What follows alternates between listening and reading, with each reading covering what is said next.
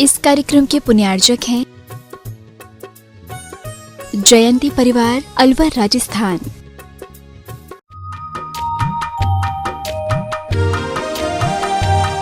क्रिया को संपन्न करेंगे। आदरणीय राकेश जी जैन छाने वाले आए और साथ ही सभी लोग आकर के जिनके मैंने नाम लिया है, राकेश जी जैन छाने वाले आगरा गुणायतन ट्रस्टी, विमल संध्या सिंघई अशोकनगर गुणायतन ट्रस्टी, रवि संध्या सेठी रायपुर गुणायतन संरक्षक और गट्टू भाई जी आए और चित्र निर्माण की मांगलिक क्रिया संपन्न करेंगे। रिमोट से आइए। विद्यासागर विश्ववंद श्रमणम भक्त्या सदा संस्तुवे सर्वोच्चम यमनम, दीप प्रज्वलन करें। सर्वोच्चम यमनम विनम्य प्रणमम सर्वार्थ सिद्धि प्रदम ध्यान ध्यान तपो विरक्त मुनिपम। श्रीमती आइए, दीप प्रज्वलन की मांगलिक क्रिया संपन्न हुई। बंधुओं, जैसा कि आपको विदित है, प्रतिदिन लोग गुणायतन से जुड़ रहे हैं और अपने जीवन का सर्वोत्कृष्ट लगा करके साथी से पुण्य का अर्जन कर रहे हैं। हमारे बीच में गुणायतन ट्रस्टी और आए। अब मैं निवेदन करूंगा कि सभी आज के जो मांगलिक क्रिया पुंजार्चक हैं वो आए, अपूज्य गुरुदेव के कर कमलों में शास्त्र दान का परम सौभाग्य अर्जित करें। और तब तक बंधुओं, मैं घोषणा कर रहा हूं जिन श्रावक शिष्यों ने गुणायतन से जुड़कर के अपने आप को धन्य किया है, उनके मैं नामों की उद्घोषणा कर रहा हूं। सूत्रधार सदस्य के रूप में श्री देवेंद्र पाटोदी, मातेश्वरी शोभा देवी पाटोदी आ जाएं, शास्त्र दान का सौभाग्य अर्जित करें। श्री राकेश जी जैन छानी वाले, रवि जी संरक्षक गुणायतन रायपुर से, प्रकाश चंद जी सुखी सेवनिया गुणायतन ट्रस्टी हमारे बीच में हैं, वो भी आए और शास्त्र दान का सौभाग्य प्राप्त करें। आ जाइए। सूत्रधार के रूप में जो जुड़े हैं, नागपुर से देवेंद्र पाटौदी, मातेश्वरी शोभा देवी पाटौदी, श्रीमती दीपा पाटौदी, श्री वीरेंद्र पाटौदी नागपुर से, और साथ ही आशीष जैन जी, वकील जैन जी श्रोमणी संरक्षक दिल्ली से, उनके अथक प्रयासों से, उनकी प्रेरणा से दुबई से श्री प्रीतेश साय, किंजलबेन साय, दुबई से जय सेठ, वाफिम सेठ, दुबई से अंकित जैन, श्री आजाद कुमार जैन, दुबई से ही रोहर हल्ली चंद्रकांता हल्ली दुबई, और शारजहां निलय मुकेश कुमार साह आए। निवेदन करूंगा पूज्य गुरुदेव के पाद प्रक्षालन का ये मंगलमय सौभाग्य अर्जित करें। आज के श्रावक शिष्टीजन नेमी चंद, सचिन लोहाड़िया, बीना श्रद्धा, संस्कृति जैन अहमदाबाद, दिल्ली से विजेंद्र कुमार, संतोष, अतुल रानी, अदिति, अक्षता, अर्चना, सुशील जैन दिल्ली सपरिवार। जोरदार करतल ध्वनि से अभिनंदन कीजिए। निर्माण सारथी के रूप में जुड़े हैं ऐसे श्रावक शिष्टियों के नामों की घोषणा कर रहा हूं। श्री प्रदीप प्रीति जैन बामोरी वाले, राजीव सुलभा राजुल, डॉक्टर काची पराग, ओमी अरहम जैन सागर मध्य प्रदेश। यदि उपस्थित हैं तो अपने स्थान पर।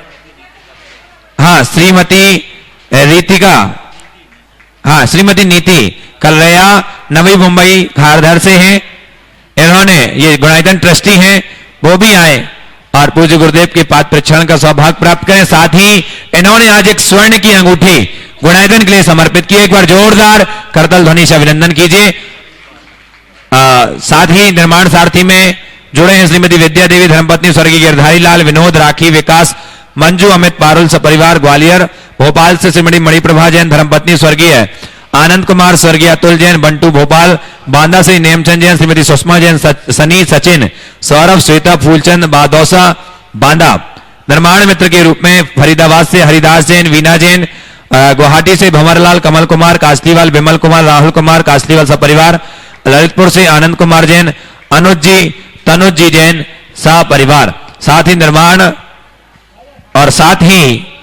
निर्माण निधि के सदस्यता जिन्होंने प्राप्त किया, श्रावक श्रेष्ठी कटनी से रजनी विजय कुमार जैन, सागर से श्रीमती अंगूरी बाई, लंबरदार परिवार, नरेंद्र, सुषमा कुमारी, दीपांशी, नैन्सी, शुभम जैन, निपाणी से श्रीमती सुमति श्रीधर सरमग धुम, श्रीमती जय श्रीधर सरमग धुम, श्री राजकुमार जैन चाय वाले, श्रीमती सुलोचना जैन बेगमगंज, डॉक्टर सुभाष गुलाबचंद साह कलबुर्गी, कटनी से जगदीश चंद जैन, पवन जैन एडवोकेट, झांसी से पारस जैन, रजत जैन, स्वर्गीय संजय कुमार की स्मृति में, ग्वालियर शशिकांता जैन, मुकेश कुमार जैन टीकमगढ़ से, श्री मुन्नी भाई चौधरी, सुनील, मीनू, रचित, अक्षत चौधरी कटनी से, अनिल जैन, श्रीमती मंजू जैन, अमितेश, अंशिका जैन गाजियाबाद से, श्रीमती संतोष जैन, धर्मपत्नी विजय जैन गाजियाबाद से, श्रीमती संगीता जैन, धर्मपत्नी राजीव जैन नासिक से, सुवर्णा पन्नालाल जैन आगरा से, रमेश मधु जैन लोहाड़िया, अमित सविता लोहाड़िया सपरिवार जयपुर से, दुलही चंद जैन, श्रीमती चंपा देवी जैन, दीपक, ऋतु, प्रत्युष, नैनिका चांदवाड़ दिल्ली से, मुक्तलाल, श्री सिद्धार्थ जैन बालाघाट से, कीर्ति अरुण जैन हजारीबाग से,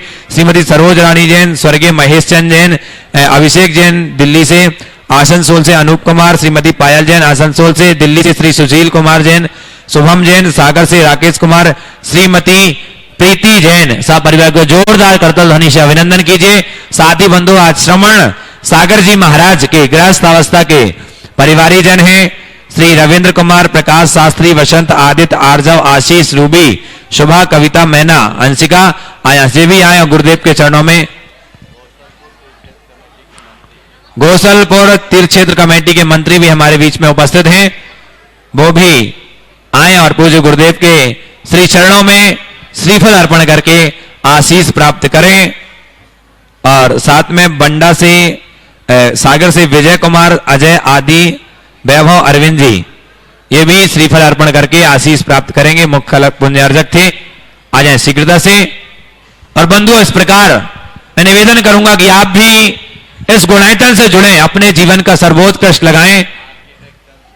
आर्किटेक्ट चंद्रशेखर जी हमारे बीच उपस्थित हैं, वो भी आए विदिशा से हमारे बीच में और गुरुदेव के चरणों में श्रीफल अर्पण करके आशीर्वाद प्राप्त करें। बंधुओं एक ऐसे शख्स हैं जिनके इस निर्देशन पूरा गुणायतन का जो परिकल्पना सार्थक हो रही है। एक बार जोरदार करतल ध्वनि से अभिनंदन कीजिए चंद्रशेखर जी के लिए जो आर्किटेक्ट गुणायतन हैं। आइए अब चलते हैं, सभी लोग शीघ्रता से मंच खाली करें और अपने दोनों हाथों को जोड़ें और गुरुदेव के चरणों में निवेदन करते हैं कि गुरुवर प्रभु तो कमल जी पाटनी वर्तमान हमारे बीच उपस्थित है, वो भी आए और श्रीफल अर्पण करके गुरुदेव के चरणों में श्रीफल अर्पण करें और आशीष प्राप्त करें। आइए निवेदन करूंगा शीघ्रता से मंच खाली करें, सभी लोग अपने हाथों को जोड़ें। जिनवाणी चैनल प्रमाणिक ऐप के माध्यम से जो देख रहे हैं सभी लोग अपने दोनों हाथों को जोड़ेंगे और कहेंगे प्रभु तो मौन बैठे हैं, हमारा वास्ता क्या है, गुरुवर आप बतला दो कि सच्चा रास्ता क्या है। हे गुरुवर अपनी अमृतमय वाणी से हम सबको कृतार्थ करें। नमोस्तु गुरुवर, नमोस्तु गुरुवर, नमोस्तु। ओम ओम। सभी लोग अपने दोनों हाथ जोड़ लें और मेरे साथ महामंत्र के स्मरण के लिए अपना मानस तैयार करें।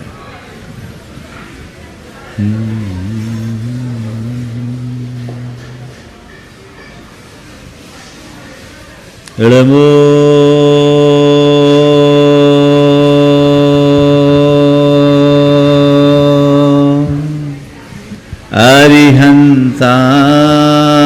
अरिहंताणं, नमो अरिहंताणं, नमो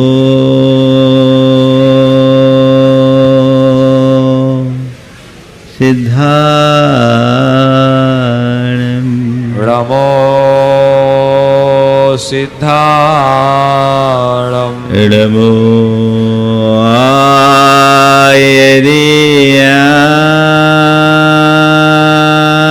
आयर्याणं, नमो आयर्याणं, नमो उवज्झायाणं, नमो उवज्झायाणं, नमो लोये सवशाहुनं, नमो लोये सौवसाहुणम्, एषो पंचणमोयारो,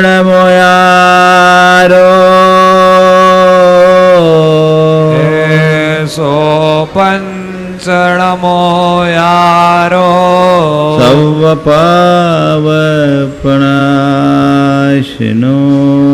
सौवपावपनाशिनो, पावपणासनो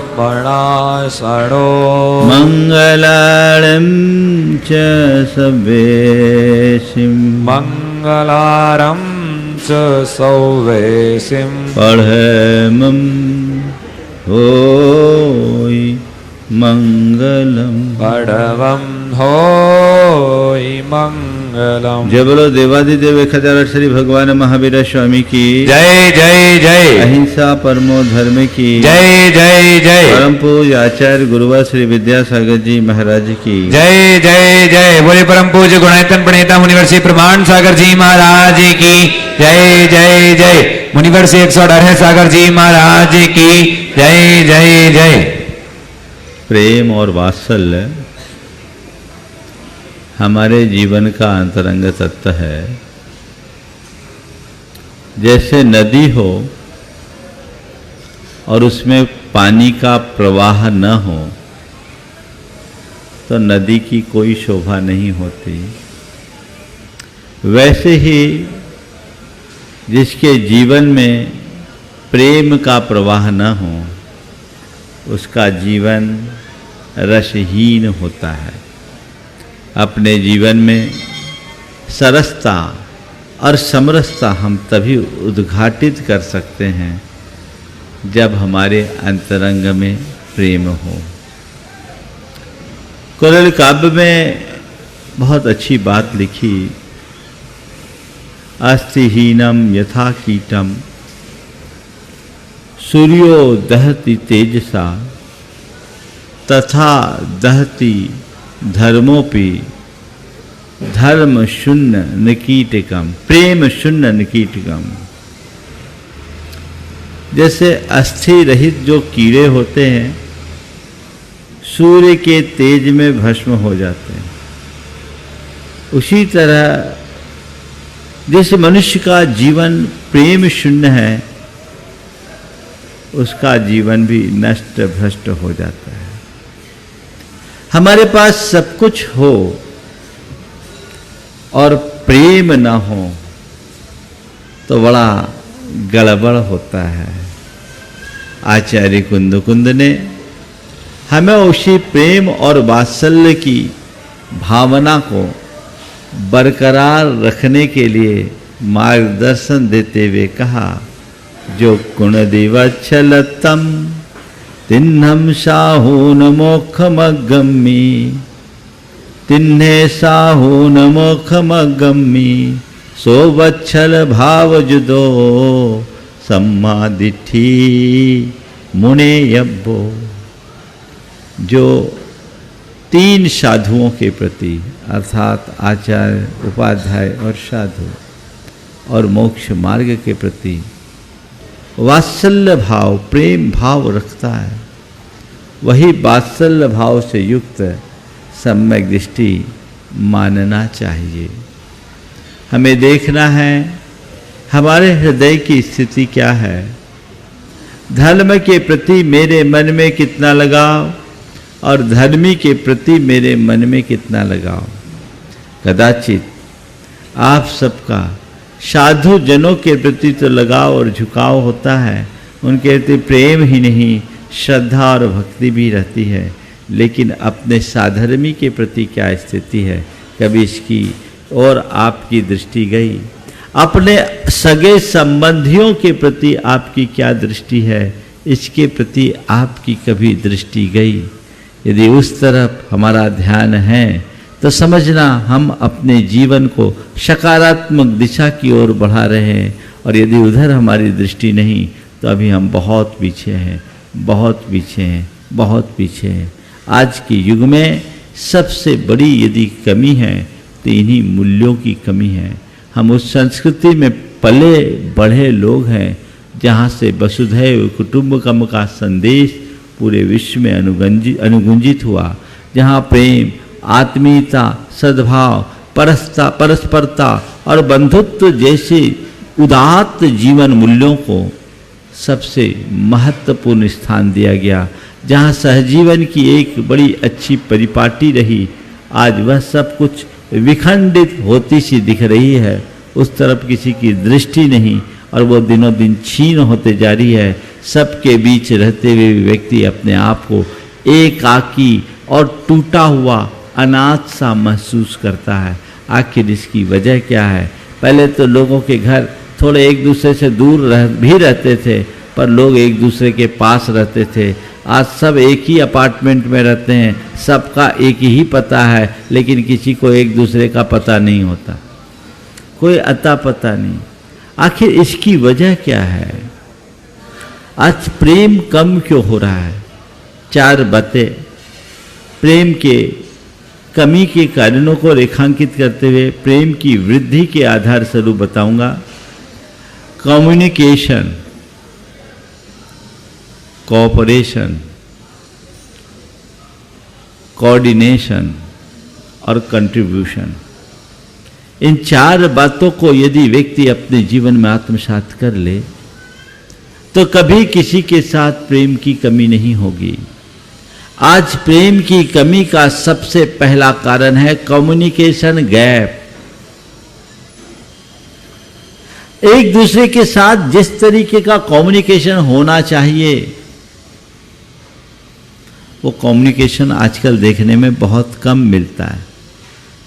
संवादहीनता दिनों दिन बढ़ रही है। जहां संवाद है वहीं सद्भाव होगा, वहीं प्रेम होगा, और जहां संवाद खत्म वहां सब कुछ खत्म। आज लोग अपने अपने में इतने मगन हैं कि उनको दूसरों से कोई फुर्सत ही नहीं। आपस में लोगों की बातचीतें बहुत कम होती है। एक बार एक बहन जी मेरे पास आई, बोला महाराज जी हमें आपकी पिछी लेनी। बोले मेरी पिछी पता है, मेरी पिछी के लिए बहुत सारे नियम लेने पड़ते हैं और तुम्हारी अभी उम्र नहीं है। बोले महाराज जी आप उसकी चिंता मत करो, हम लोग तो 6-6 महीने एक दूसरे से बात ही नहीं करते। हम लोग 6-6 महीने एक दूसरे से बात ही नहीं होती। हमने कहा तब तो तुम्हें और भी नहीं मिलेगी, पहले बात करना तो सीखो।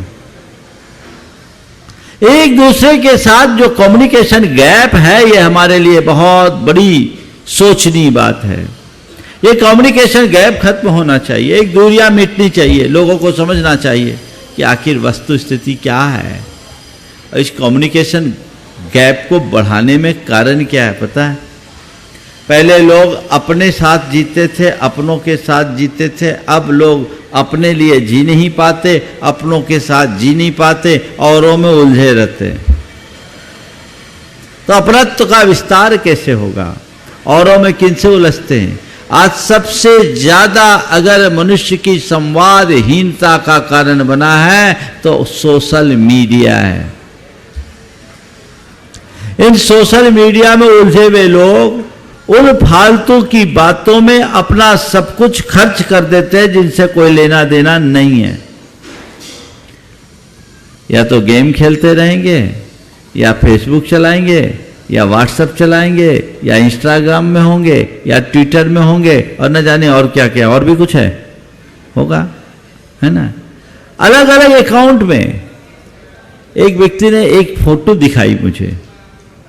एक परिवार में एक सोफे पर 3 लोग बैठे थे और तीनों बैठे हैं, तीनों मोबाइल चला रहे हैं। आजू बाजू वालों को कोई खबर नहीं। ये क्या है?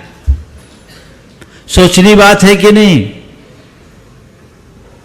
कम्युनिकेशन प्रॉपर होना चाहिए। कम्युनिकेशन गैप जहां होता है वहां कलह बढ़ता है, और जहां प्रॉपर कम्युनिकेशन होता है, संवाद जुड़ता है, वहां सद्भाव बढ़ता है, प्रेम बढ़ता है।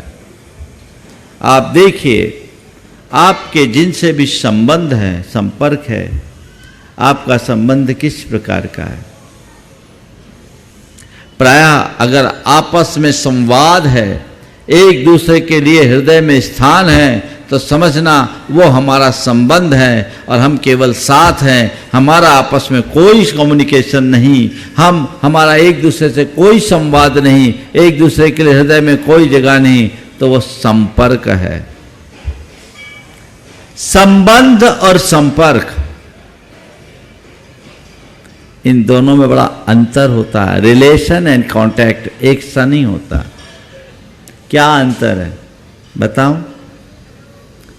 जहां हम फिजिकली मिलें और मेंटली ना मिलें वो कांटेक्ट है, और जहां हम फिजिकली मिले या ना मिले, मेंटली मिले रहें, समझ लेना वो रिलेशन है। उदाहरण देता हूं, दूध में पानी मिलाओ, पानी दूध में मिल जाता है, दूध पानी में मिल जाता है, दोनों एक दूसरे में घुल मिल जाते हैं, दो मिलकर एक हो जाते हैं, दो नहीं रहते। रोज का अनुभव है ना।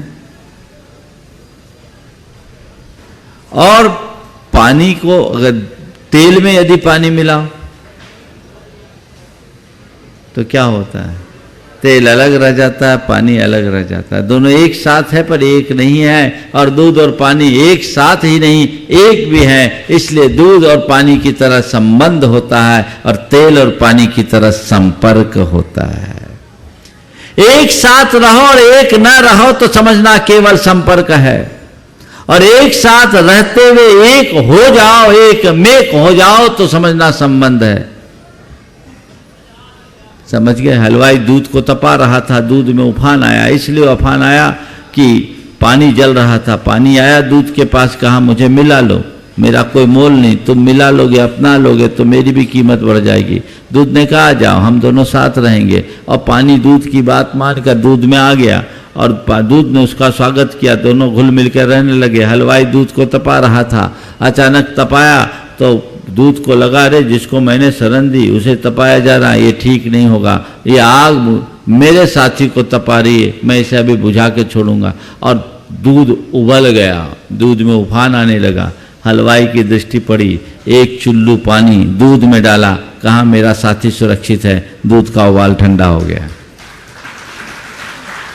दूध का उबाल ठंडा हो गया। एक दिन पानी तेल के पास गया और कहा भाई तुम्हारा बड़ा मोल है, मुझे कुछ पूछता नहीं, यदि मुझे थोड़ी जगह दे दोगे तो बड़ी कृपा होगी।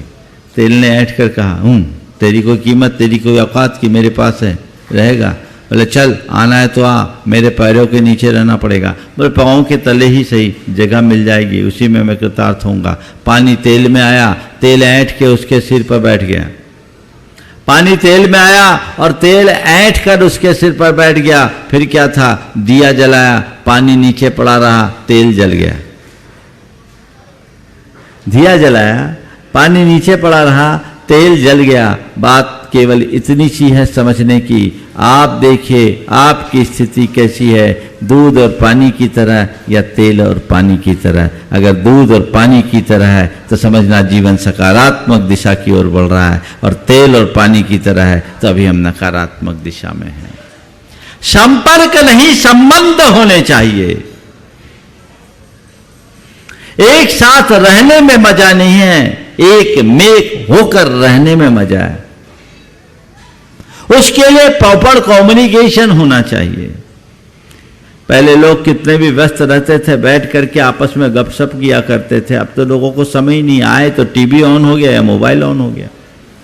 और अब तो पहले तो थोड़े बहुत खाते पीते वक्त भी दो चार बातें हो जाती थी। अब वो लोग सब्जी के साथ भोजन नहीं कर, रोटी नहीं खाते, मोबाइल के साथ खाते।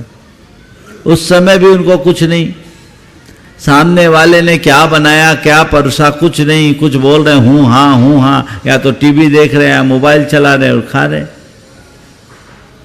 आखिर इसकी जरूरत क्या है? पहला संवाद उनसे रखो जिनके तुम साथ हो, बाकी संवाद बाद में। अपना कम्युनिकेशन निज से बनाओ, और जिन्हें तुमने अपना बना रखा है उनसे बनाओ, फिर औरों से बनाओ, तब जीवन धन्य होगा। सच्चे अर्थों में देखा जाए तो खुद के साथ भी खुद का संवाद नहीं। लोगों को इतना समय ही नहीं कि खुद से भी बात कर सके, औरों की बात तो जाने दीजिए। अपा धापी ऐसी होड़ कि मत पूछो, भागम भाग, समय नहीं है, सब व्यस्त है, काम भी नहीं है, फिर भी समय नहीं है। रत्ती भर काम नहीं है, क्षण भर की फुर्सत नहीं है। कैसे सुबह से शाम होती है पता ही नहीं, जिंदगी तमाम हो जाती, किसी को कुछ आता ही पता नहीं। ये भागम भाग आखिर किस लिए? ऐसी आपाधापी आखिर क्यों कर? मनुष्य को यहां बहुत समझने की जरूरत है। क्यों? कम्युनिकेशन प्रॉपर होना चाहिए, और जब आप एक दूसरे के साथ अपना संवाद बनाए रखेंगे तो सुख दुख की बातें होगी, और यदि एक दूसरे के पीछे कोई मिसअंडरस्टैंडिंग होगी तो वो भी क्लियर होगी। गलत फहमी हमें एक दूसरे से दूर करती है और संवाद एक दूसरे के निकट लाता है। यदि किसी के प्रति तुम्हारे मन में कम्युनिकेशन गैप हुआ है, उसे पूरा करो, गैप मत रहने दो, खुल करके बातें करो, समझो, ये बहुत जरूरी है। आजकल घर परिवार में किसी को किसी से बात करने की फुर्सत नहीं। देखिए क्या स्थिति होती है। एक लड़की जो एक नॉन जैन लड़के के साथ विवाह करने के लिए उतारू हो गई। उसके पिताजी एक बड़े एडवोकेट थे, अपने शहर के लीडिंग प्रैक्टिशनर थे, बड़ा नाम था उनका। वो उसको लेकर मेरे पास आए, काफ़ी समय बाद आए, और मेरे पास आकर अपना वकीली तर्क देकर कहा कि महाराज जी, इससे पूछो कि एक लड़के के साल भर के प्यार के पीछे हमारे 20 साल के प्यार को क्यों भुला दी। साल भर के प्यार के पीछे हमारे 20 साल के प्यार को क्यों भुला दी। उस लड़की ने जो जवाब दिया वो हमें अंदर से हिला दिया। बोला महाराज जी, इनसे पूछो, ये जानते कहाँ प्यार क्या होता है। इनको ये प्यार की बात करते हैं, हमारे पापा के पास प्यार है कहाँ। इनको क्लाइंट और कोर्ट और अपनी सामाजिक बातों के अलावा इनके पास फुर्सत कहाँ है। इनको कभी ये लगा कि इनकी बेटियां भी हैं, इनके बेटे भी हैं, इनको टाइम कहाँ। महाराज जी कहने को ये कहते हैं पर इनको कभी टाइम नहीं। हफ्तों हो जाती, हम तो इनका चेहरा तक नहीं देख पाते, बातों की बात करते हैं। महाराज मैं बहुत आगे निकल चुकी, मुझे घर में प्यार नहीं मिला और जिसका प्यार मिला मैं उधर चले गई। बात सोचने की, हालांकि मैंने उसको अपने तरीके से समझाया, लेकिन ये एक बहुत गंभीर बात है। जब माँ बाप अपने बच्चों के लिए प्रॉपर समय नहीं देते, माँ बाप का अपने बच्चों से ठीक तरीके से संवाद नहीं जुड़ता, तो बच्चों का फिर कहीं और कनेक्शन जुड़ जाता है और वो बहुत खतरनाक बन जाता है। इसलिए प्रेम की नींव डाले रखना चाहते हैं तो कम्युनिकेशन को प्रॉपर बना करके रखिए, उसमें कोई कमी मत होने दीजिए। आजकल तो क्या करे, हर किसी में कम्युनिकेशन गए, पति पत्नी में बातचीत नहीं, भाई भाई में बातचीत नहीं, पिता पुत्र में बातचीत नहीं, तो आखिर जीवन कैसे चलेगा। आप लोगों में क्या होती, पहले बकबक होती है फिर मौन हो जाते हैं, है ना। माने पहले झगड़ते हो फिर दूरी कर लेते हो। ये चीज ठीक नहीं है, ना बकबक हो ना मौन। सही संवाद अपने जीवन में बने रहना चाहिए और ठीक रीति से संवाद बनाकर रखेंगे तो वो हमारे जीवन की एक स्थायी उपलब्धि का आधार बनेगा और हमें उस तरफ तत्परता से लग जाना चाहिए। वही हमारे जीवनोत्कर्ष का आधार है। तो पहली बात कम्युनिकेशन, दूसरी बात कोऑर्डिनेशन, तालमेल, समन्वय, सामंजस्य।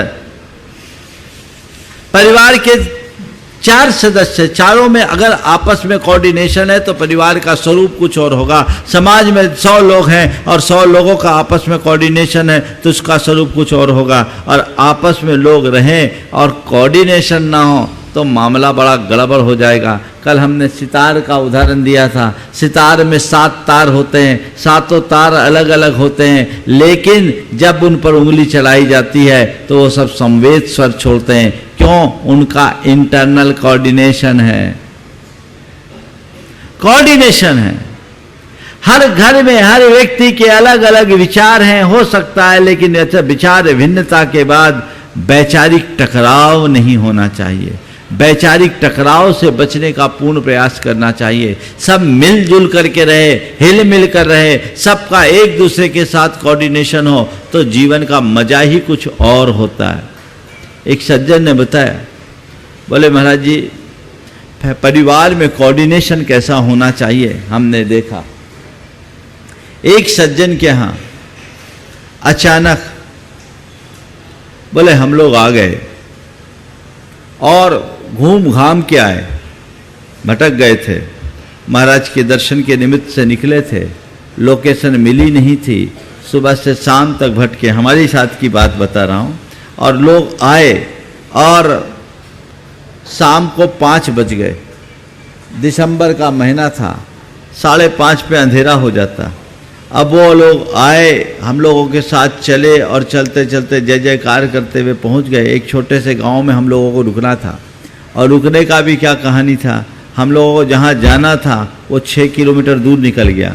हम लोगों ने देखा 5 बज रहे हैं, यहाँ से 6 किलोमीटर दूर है, अब पहुँच पाना संभव नहीं है, बीच जंगल में कहीं नहीं रह पाएंगे। लोगों ने कहा महाराज जी यहाँ से 1.5 किलोमीटर दूर एक गांव है, वहाँ 4 घर के लोग हैं, आप वहाँ चलें, वहाँ रात रुक लेते हैं, सवेरे निकल जाएंगे। हम लोग उस तरफ की तरफ रुक कर लिए।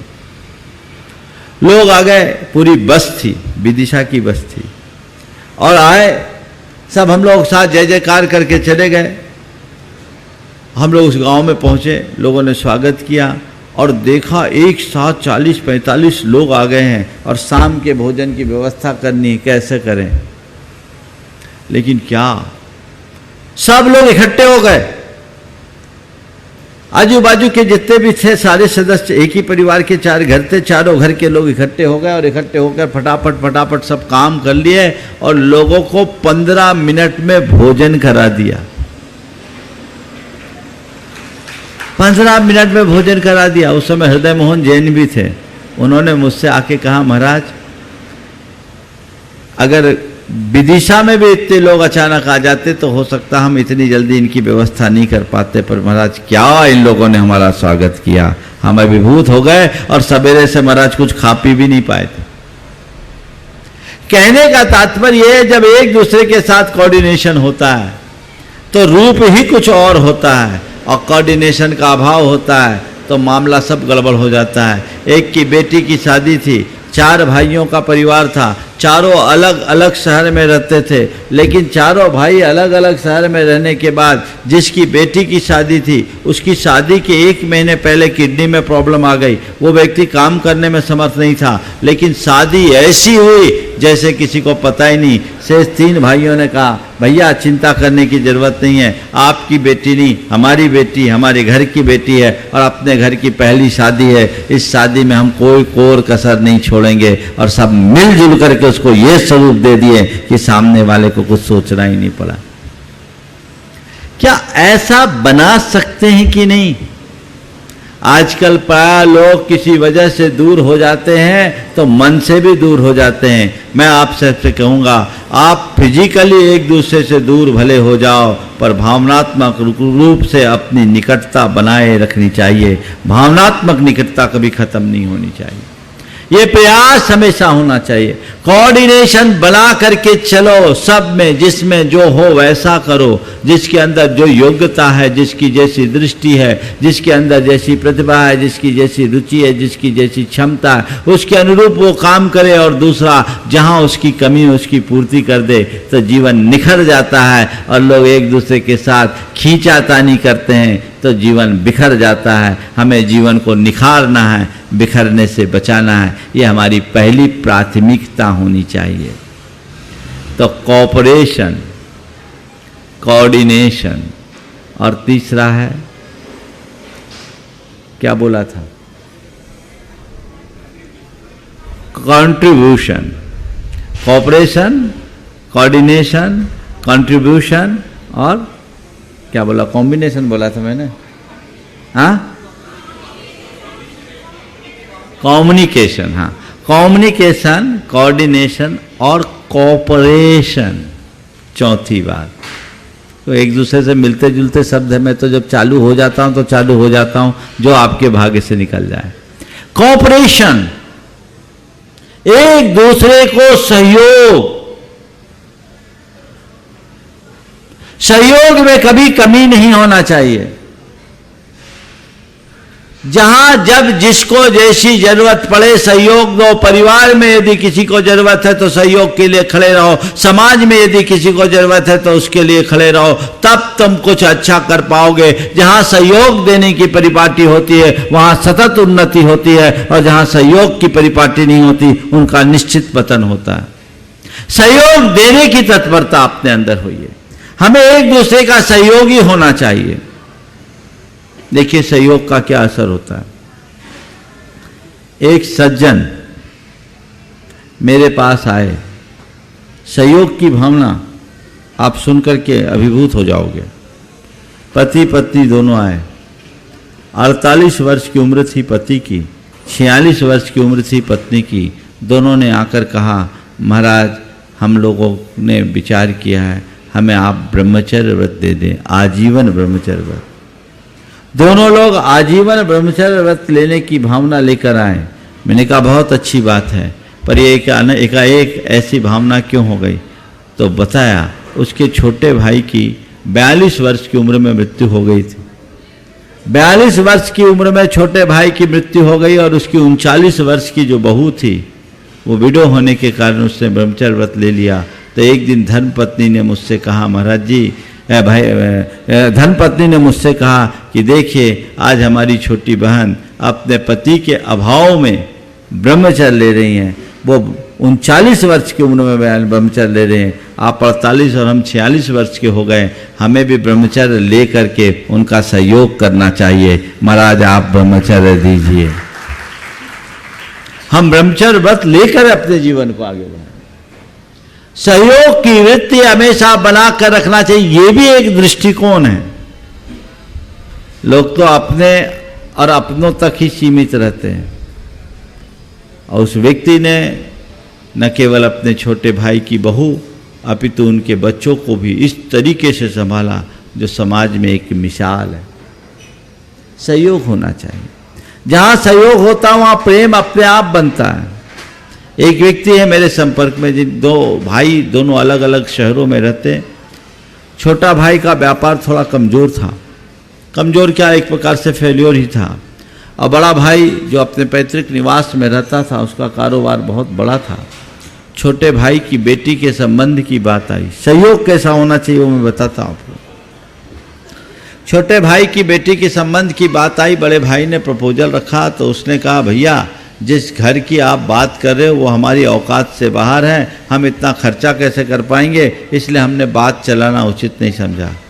बड़े भाई ने कहा, अरे तो इसे क्यों चिंता करता है, इसकी तू क्यों चिंता करता है, तेरी बेटी मेरी बेटी नहीं है क्या? मैंने कभी तेरी बेटी को केवल तेरी बेटी नहीं माना, मेरी बेटी नहीं है, मैंने हमेशा उसे एक बेटी के रूप में देखा है। बस मैं तुझसे कुछ नहीं कहता, तू जा और एक बार देख तुझे लड़का पसंद है या नहीं, घर या वर पसंद, घर और वर पसंद है या नहीं, बाकी सब काम मेरा है, तुझे कोई चिंता करने की जरूरत नहीं। बाकी सारा काम मेरा है, तुझे चिंता करने की कोई जरूरत नहीं। अब क्या था, बड़ा भाई और इतना बड़ा संबल। कहा ठीक है भैया आप जो कहते हो मैं करता हूँ, लेकिन मेरे पास मेरी पोजीशन आपको पता है, बोले तेरे को कुछ मत देखना, तुझे कुछ नहीं देखना, मैं हूँ ना, मैं संभालूंगा। उनने देखा, वो संबंध तय हुआ और उस व्यक्ति ने 15 दिन पहले घर से बाहर जाकर उसने पूरा कारोबार, पूरा विवाह का कार्यक्रम संभाला और आलीशान तरीके से विवाह के कार्य को संपन्न किया। उसके भाई और उसकी धर्मपत्नी उससे अभिभूत हो गए। ये कार्यक्रम चला और आपको बताऊं 6 महीने 8 महीने बाद बड़े भाई की धर्मपत्नी को कुछ लंग्स में प्रॉब्लम हुई और बीमारियां हुई। उसे इलाज कराने के लिए उसी महानगर में जाना था जहां वो रहता था। वो गई और वहां उसके भाई और बहू ने जो देवरानी ने जो सेवा की उसने अभिभूत कर दिया।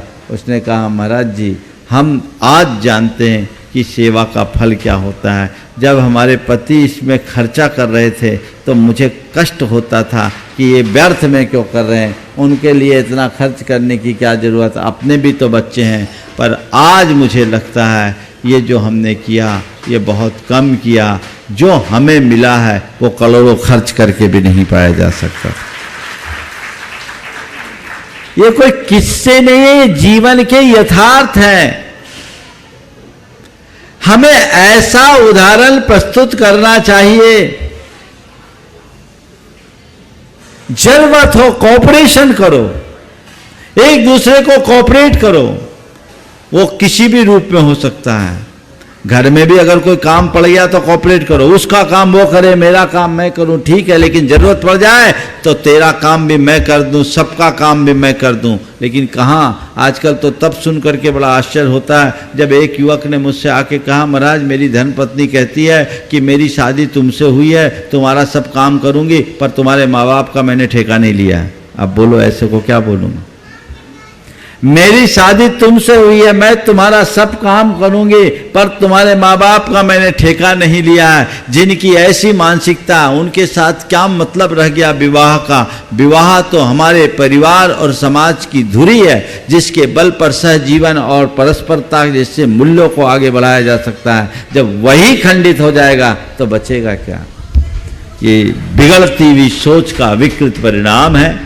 इसके प्रति हमें बहुत बहुत गंभीरता से सोचना चाहिए और उसी अनुरूप अपने जीवन को आगे बढ़ाना चाहिए। तो हम एक दूसरे का पूरा सहयोग करें, कोऑपरेशन होना चाहिए। एक बात ध्यान रखना, हमारा जीवन एक दूसरे के ऊपर निर्भर है। कब कौन काम आ जाए कोई पता नहीं। आज तुम दूसरों के काम में आओगे तो कल दूसरा तुम्हारे काम में आ सकता है। आज तुम जिसको एकदम व्यर्थ समझते हो, कल वो तुम्हारे लिए बहुत उपयोगी हो सकता है। इस बात को भूलना नहीं। इसलिए जब तक साधन संपन्न हो, अनुकूलताएं जहाँ जिसको जैसी जरूरत हो, कोऑपरेट करें। कोऑपरेशन में कोई कोताही न रहने दें, ये बहुत बड़ी जरूरत है। इसमें किसी भी प्रकार की शिथिलता उचित नहीं। और आखिरी बात है कंट्रीब्यूशन, हमारा योगदान। सहयोग ऊपरी होता है, लेकिन कंट्रीब्यूशन जो होता है वो उससे ऊपर। मैं कंट्रीब्यूट करूं समाज के लिए, समाज का मेरे जीवन के निर्माण में बहुत बड़ा कंट्रीब्यूशन है, तो मुझे चाहिए कि मैं समाज के लिए कुछ कंट्रीब्यूट करूं। मेरे परिवार का मेरे जीवन के निर्माण में बहुत बड़ा कंट्रीब्यूशन है, तो मुझे चाहिए कि मैं अपने परिवार के लिए कुछ कंट्रीब्यूट करूं। अगर मैं मुनि हूं, मेरे जीवन के निर्माण में मेरे गुरु का और मेरे संघ का बहुत बड़ा कंट्रीब्यूशन है, तो मेरी जिम्मेदारी है कि मैं अपने संघ के लिए, मैं अपने गुरु के लिए कुछ न कुछ कंट्रीब्यूट करूं। ये भाव मन में आता है? थोड़ा सोचो, तुम्हारे जीवन के निर्माण में तुम्हारे समाज की कोई भूमिका है कि नहीं है? हाँ है? बोलो, समाज ने क्या दिया हमको? हम तो महाराज खुद माँ बाप ने पाल पोस के बड़ा किया, अपनी मेहनत से पढ़ लिख कर खड़े हुए, और आज जो कुछ भी किए हम सेल्फ मेड हैं। क्या है? सेल्फ मेड है। समाज ने कुछ दिया कि नहीं दिया? बोलो। हाँ, क्या दिया? हाँ, मान सम्मान तो इसलिए दिया क्योंकि हमारे अंदर एबिलिटी थी। एक भिखारी को कौन पूछता है? फटीचर भरा घूमता रहता है। समाज का मेरे जीवन में कोई योगदान नहीं है। क्या है? क्या है? हाँ, बहुत सुंदर। समाज का सबसे बड़ा योगदान हमारे जीवन के लिए यही है कि ये समाज है जिसके कारण आज हम एक सभ्य नागरिक बन सके हैं, एक अच्छे इंसान बन सके हैं। हमारे जीवन के निर्माण में समाज का सबसे बड़ा योगदान है। अगर समाज हमारे साथ नहीं होता, हमारे इर्द गिर्द समाज नहीं होता, समाज का लिहाज नहीं होता, हमारे अंदर सामाजिक सरोकार नहीं होते, संस्कार नहीं होते, तो आज लुच्चे, लफंगे, आवारा, अपराधी बनकर घूमते फिरते। बोलो, है तुम पर ये योगदान? बोलो, एहसास करते हो कि मेरे जीवन के निर्माण में समाज का योगदान है, तो समाज को योगदान देना मेरी जिम्मेदारी है। कभी मन में ख्याल आता है? शायद नहीं। और यही मनुष्य के जीवन की बड़ी दुर्बलता है। अगर मेरे जीवन के निर्माण में समाज का योगदान है, तो मेरी जवाबदेही है कि मैं समाज के निर्माण में अपना योगदान दूं। यह हमेशा मन में भाव होना चाहिए, ताकि मैं समाज को आगे बढ़ा सकूं। मैं एक स्थान पर था, एक सामाजिक कार्यक्रम था, और वहां के एक बहुत बड़े एडवोकेट थे। वो एडवोकेट मतलब बड़े लब्ध प्रतिष्ठित, मध्य प्रदेश की ही बात है, स्थान का नाम नहीं ले रहा हूं। और मध्य प्रदेश में एक नामी, वहां के कांग्रेस कमेटी के वे लीगल एडवाइजर भी थे, बड़ी अच्छी हैसियत वाले। मेरे पास आए, लोगों ने कहा महाराज जी इनको इस कार्य में जोड़ना बहुत अच्छा होगा। मैंने जब उनसे बातचीत की तो उन्होंने एक बहुत अच्छी बात कही, आंखें भर आई। बोले महाराज मैंने बहुत अभावों में पढ़ा है, समाज ने मुझे पढ़ा करके बड़ा किया है, मेरे ऊपर समाज का बहुत बड़ा ऋण है। आज आप मुझे जिस काम के लिए जोड़ रहे हैं, मैं समझता हूँ मेरे कर्जे को उतारने में एक छोटा सा कारण बनेगा। मैं जरूर करूँगा, मैं जरूर करूँगा, मैं जरूर करूँगा। ये मन में भाव होना चाहिए। कंट्रीब्यूशन मुझे देना है। आप कंट्रीब्यूशन लेने के लिए तो आगे हैं, उसको मुझे कंट्रीब्यूट करना चाहिए। मुझे क्या कंट्रीब्यूट करना है ये भी तो देखो। मेरे जीवन के निर्माण में मेरे परिवार का बहुत बड़ा योगदान है कि नहीं है? सबसे बड़ा योगदान माँ बाप का है, जिन्होंने तुम्हें जन्म दिया, जीवन दिया, संस्कार दिया। आज जो कुछ भी हो तुम, वो माँ बाप के कृपा के प्रसाद से हो। मानते हो? हाँ, मानते हो? मेरे शरीर के एक एक बूंद, मेरे शरीर का एक एक बूंद खून मेरे माँ बाप की कृपा का प्रसाद है। मानते हो? तो मेरे माँ बाप ने मेरे जीवन में इतना बड़ा उपकार किया, उनका इतना बड़ा कंट्रीब्यूशन है। हालांकि माँ बाप कभी नहीं कहते कि मैंने तेरे उपकार किया, पर यह एहसास हमें होना चाहिए हमने उनके लिए क्या दिया। क्या दिया? बुढ़ापे में धक्का, वृद्धाश्रम का मुख। क्या दिया? उपेक्षा, तिरस्कार, अपमान, अनादर। बोलो, कंट्रीब्यूशन होना चाहिए कि नहीं? और माँ बाप को क्या कंट्रीब्यूट करोगे? केवल उनके भरण पोषण की जिम्मेदारी नहीं। आजकल के माँ बाप इतने सक्षम हैं कि वो तुम्हारा अपने रिटायरमेंट के बाद भी उनका क्या, तुम्हारा भरण पोषण करने में समर्थ होते हैं। आज भी मैं बहुतों को जानता हूँ जो रिटायर होने के बाद भी अपने बच्चों को पैसा देते हैं, रिटायर होने के बाद भी देते हैं। उनको तुम्हारे भरण पोषण की उतनी जरूरत नहीं है। अगर उनको कोई जरूरत है तो तुम्हारे श्रद्धा और समर्पण की है, तुम्हारे मान सम्मान की है, तुम्हारे विनय बहुमान की है, जिसका आज नितांत अभाव होता जा रहा है। और उसके कारण उनके चेहरे पर मायूसी दिखती है, बेबसी दिखती है, लाचारी दिखती है। मैं एक महानगर में था, एक सज्जन आए जो अरबपति थे, बहुत बड़ी कंपनी के मालिक थे। उन्होंने भरी आंखों से मुझसे कहा, महाराज जी हमारे पास सब कुछ है पर हमारा कोई नहीं। हमारे पास सब कुछ है, हमारा कोई नहीं। आज लगता है कि हम जो पैसे कमाने में अपना जीवन खपा दिए, यदि अपने जीवन में प्रेम बढ़ाने में लगाया होता तो आज हमारा जीवन कहीं कुछ और होता। कंट्रीब्यूशन होना चाहिए। परिवार के एक एक सदस्य का हमारे जीवन के निर्माण में योगदान है, तो हमें परिवार के निर्माण में, परिवार की खुशहाली में, परिवार की समृद्धि में, परिवार की स्थिरता में, परिवार की एकता में अपना पूर्ण योगदान देना चाहिए। यदि हर व्यक्ति अपने इस तरह की जवाबदेही को समझ ले तो क्या कभी परिवार विखंडित होगा? विखंडित तभी होता है जब व्यक्ति का स्वार्थ उसके आड़े आ जाता है, वहां छल कपट हावी हो जाते हैं और मामला सब गड़बड़ हो जाता है। ऐसी गड़बड़ी से हमें अपने आप को पूरी तरह बचा करके रखना चाहिए। आज हम हैं, हर पल अपने गुरु के प्रति कृतज्ञ होते हैं, अपने संघ के प्रति कृतज्ञ रहते हैं और इस बात का हर पल ये ध्यान रखते हैं कि हमारे जीवन के निर्माण में हमारे गुरु का, संघ का जो योगदान है, मुझे उसकी पूर्ति हमेशा करनी है और ऐसे वैसे भी नहीं करना है।